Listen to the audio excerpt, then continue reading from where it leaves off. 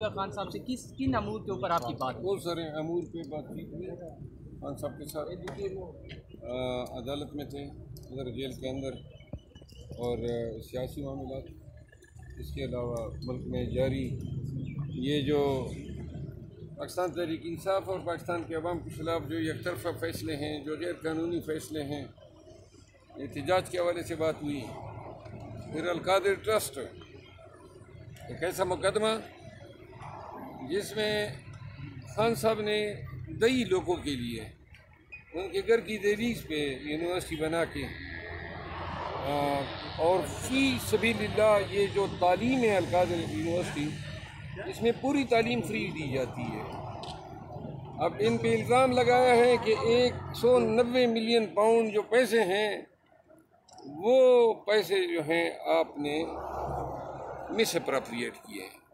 190 million pound, पूरा पाकिस्तान सुन लें, ये 190 मिलियन पाउंड जो है वो सारी रकम कौमी ख़जाने में जमा है।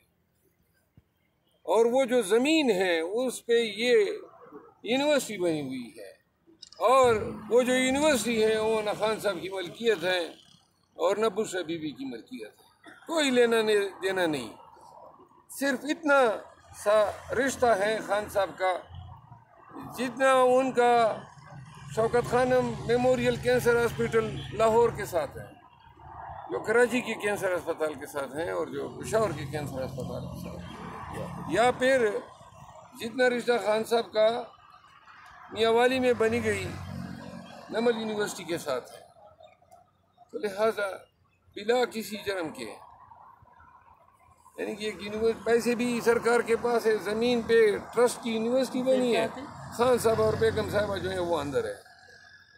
और फिर इसी तरह आप देखें 9 मई के नाम पे तो ख़वातीन और मर्दों के अलावा वो जो बच्चे हैं मिलिट्री कोर्ट्स में,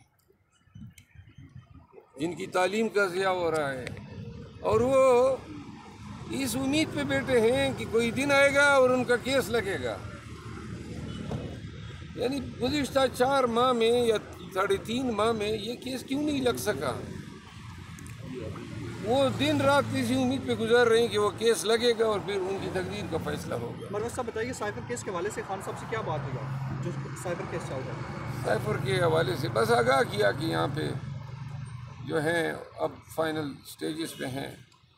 साथ में अफ़गानिस्तान के हवाले से खान साहब ने तशवीश का इज़हार किया, जो अफ़गानिस्तान और पाकिस्तान के ताल्लुकात आए दिन जो हैं ख़राब से ख़राब तर होते जा रहे हैं, और उन्होंने इसकी जिम्मेदारी हुकूमत पाकिस्तान पे डाली। मरवत साहब बताइएगा कि थोड़ा सब्र करें ना, एक सवाल अभी ख़त्म नहीं होता है।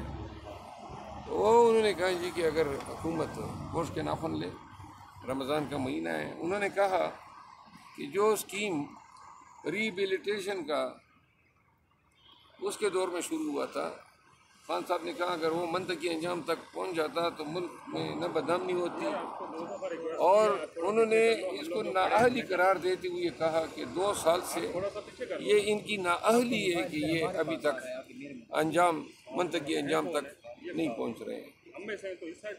बहुत शुक्रिया, थैंक यू। अच्छा, साहब ये बताइएगा कि